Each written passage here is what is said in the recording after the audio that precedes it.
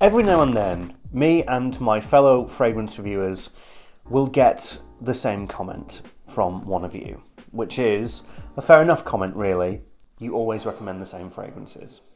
And the truth of the matter is, not because we're lazy or we don't buy enough fragrances or we don't get enough fragrances. There are some fragrances that genuinely just grab us by the heart and don't let go.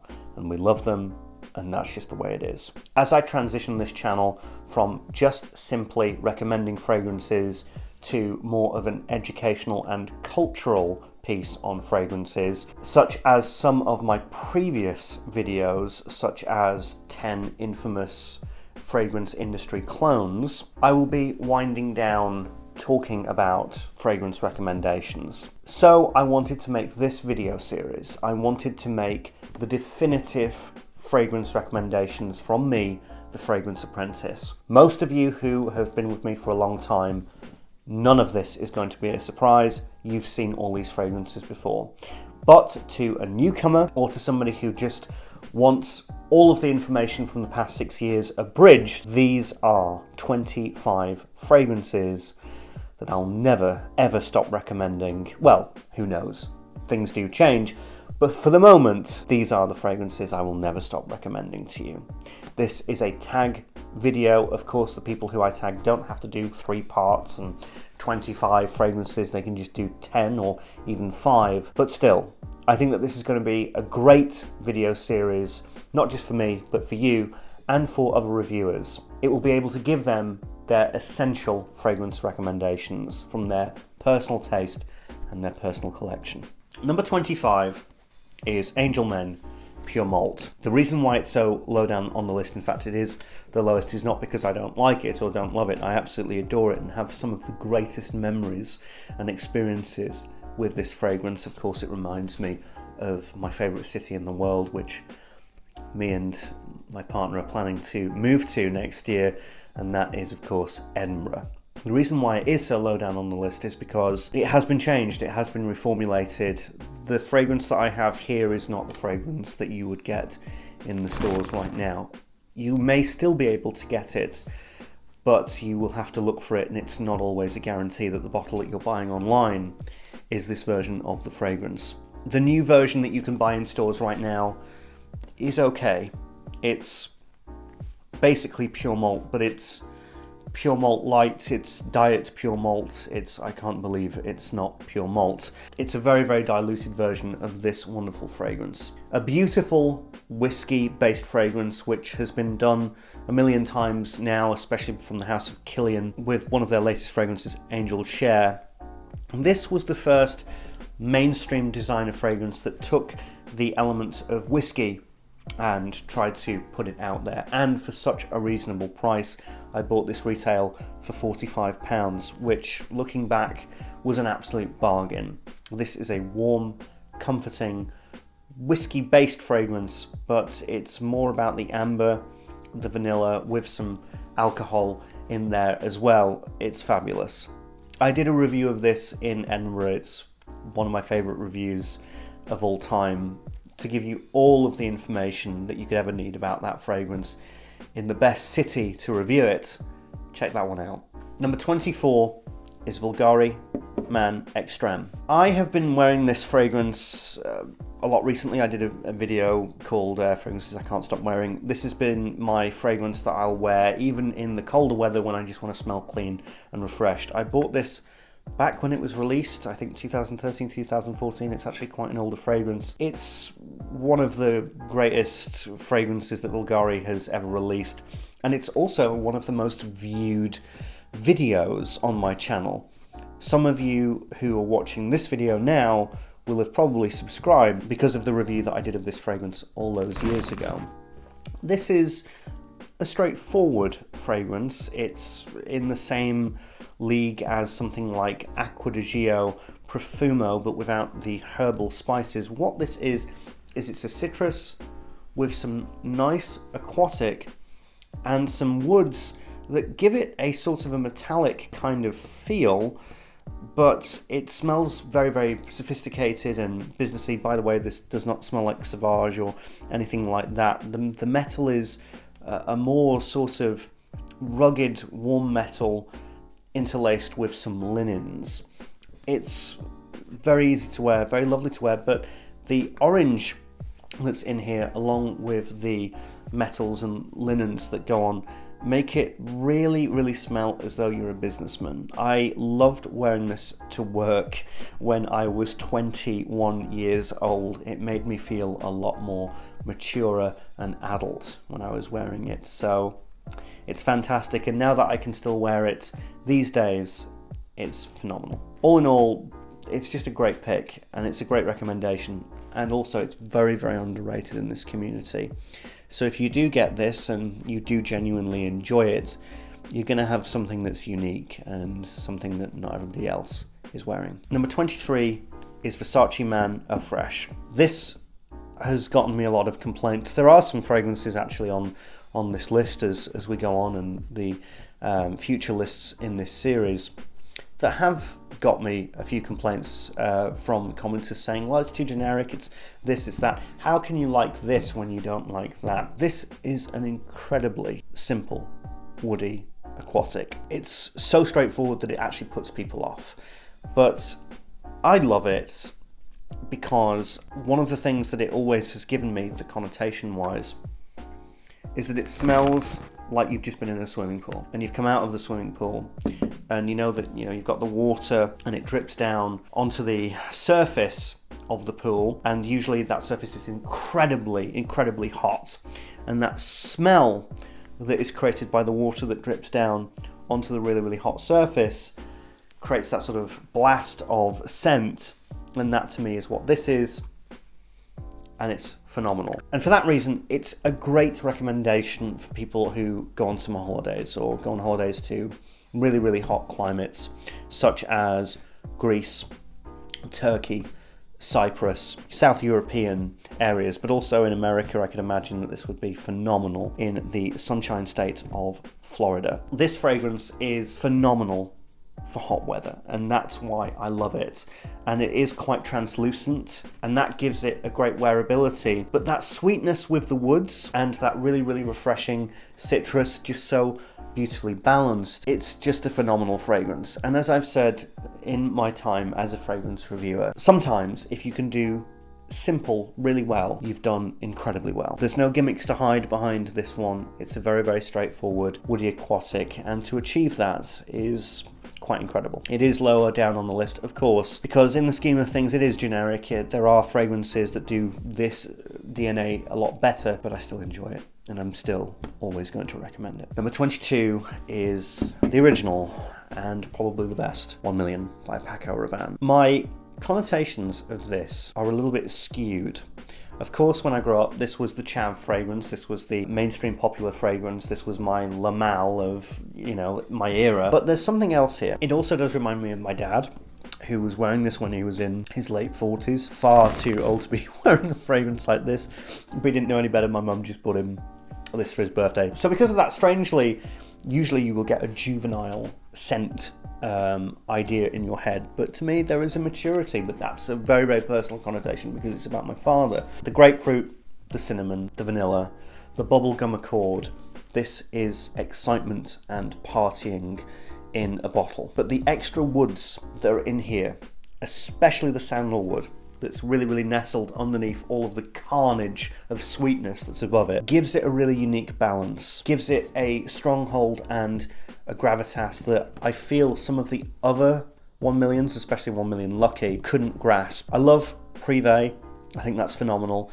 I do actually really like Lucky, even though it's the wildest one. I like Parfum. I think that the 1 Million line is actually very underrated for just how consistent their fragrances are. They're always consistently talked about. They're always consistently bringing something to the table. Even this year with 1 Million Parfum, which is probably my favourite flanker out of all of them, despite the fact that it's not the most popular with other fragrance reviewers. It's a great line. Phenomenal line. I'd be happy to own almost all of them. But the first one is just fantastic. It's phenomenal. It's brilliant. And I'm always going to recommend it because it's a classic. It has a nostalgic factor for me. But just in general, if you're looking for a good time with a fragrance, check out 1 Million. Number 21 is Acqua di Gio Profumo. It's overtaken the original. That's just an incredible achievement. Think about it this way. Acqua di Gio was released back in the mid-90s. It was an incredible success. It launched the career of Alberto Morillas. And when something like that is released, almost impossible to outdo. Lamal has been trying to find its Acqua di Gio Profumo for years. 1 Million has sort of found it with Privé, but not to the level of this. Think about that. Lamal has been trying for ages and ages with the countless flankers to try and recapture the magic, but it's never really worked out. The closest they've got is Ultramel, but truly, in stores it sells okay. It's more this community that has a cult following towards Ultramel. Acqua di Gio Profumo is now more popular than Acqua di Gio. That's incredible. This takes the lovely aquatic DNA of Acqua di Gio, adds some rosemary, adds some lovely herbal elements, and a bit of incense as well, which shouldn't really work with an aquatic fragrance, but yet it just does, and it gives it a beautifully mature and wonderfully provocative scent profile. And this is a pleasure to wear. If you're just starting out with fragrance, or you have started out and you have smelt all of the very straightforward, Boss bottled fragrances and the Lamels and all that sort of thing, and you want to just take it up a gear, I'm always going to recommend this. I'm never not going to recommend it. Now we come to number 20, and this is Acqua di Parma's Colonia Pura. This is now my favourite Colonia of the line, second only to Intenza. Intenza's fabulous, wonderful fragrance. I got Chris from Fragmental to buy it, which was quite an achievement. I was very proud of that. But for my personal taste and for where I am in my life, Pura is wonderful. It's going to be a little bit more juvenile for traditional Acqua di Parma fans. This has got a sort of licorice, citrus thing going on with some pretty decent florals that really expand the fragrance. The thing with the Colonia line is that with that citrusy wood combination, which is as old as time, that can run a little bit stale and run a little bit sort of like a line, and Colonia Intenza does that as well, and that's fine, that's wonderful. Pura really does extend out and open and makes the Colonia DNA a little bit more extroverted, a tiny bit more flamboyant, and that's something that I really, really love. If you are looking for a fragrance that is citrusy and woody, but you find that DNA a little bit more sort of predictable and procedural, then try this, because like I said, with that floral and that sweet sort of licorice note that blends into the already potent citrus and strong woody tones, it's a phenomenon. And now number 19 is my favourite from Yves Saint Laurent. This is Le Nuit de l'Homme Le Parfum. This has had a mixed reaction. Steve from Frags to Riches smelt this and he got something almost like completely different and completely off the wall from what I smell. But once he described it, and he described it really well, I was like, okay, actually, I can see where you could take that. I like Le Nuit de l'Homme. I don't love it. I'm always going to recommend this over it for people who enjoy my taste and for people who agree with me on things. And especially now that Le Nuit de l'Homme itself has been reformulated and very, very diluted, this is a good option. This takes the cardamom and the chocolate, and to me, sort of double downs on it and overemphasizes it. And what I've always said is that it reminds me of eating Ben & Jerry's chocolate fudge brownie in a bubble bath. And when Steve from Frags to Riches smelt it, he said that there was like more of a shower gel, generic shower gel thing. I was like, yes, that's the bubble bath part that I get. There's also some kind of like herbs and florals that I get a tiny bit, rather than just like a synthetic shower gel. But there's also a really nice vanilla in here that gives it that chocolate thing, and the cardamom gives it an accidental sort of chocolate fudge. So yes, it's chocolate fudge brownie that you're eating whilst in a very soapy and very clean bubble bath. It's a wonderful fragrance. It's a real trip. I've had a lot of compliments with this one. I got complimented this at a Skrillex gig back in like 2014 or something. Yeah, wild. The guy literally was like, tapped me on the shoulder. I was like, "Hey, mate!"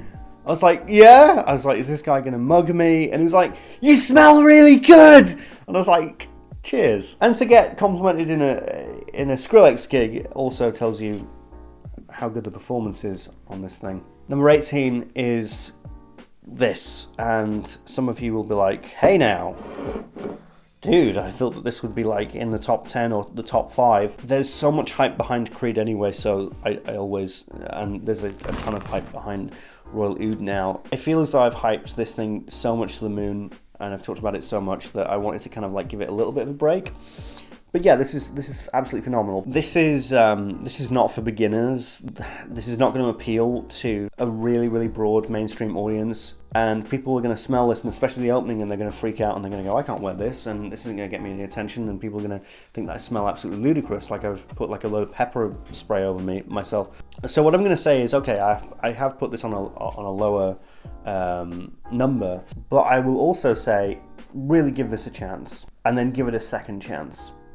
As in, you're going to spray this, if you've never smelled it before, you're not going to like it, and you're going to go, "What the hell is going on?" But then you'll find yourself going back to it and back to it and back to it. It's not just me who said this, by the way. I've heard millions of comments just like saying this, and I've heard tons and tons of other reviewers say this about Royal Oud. They don't like it at first, but then they do, and they think it's amazing.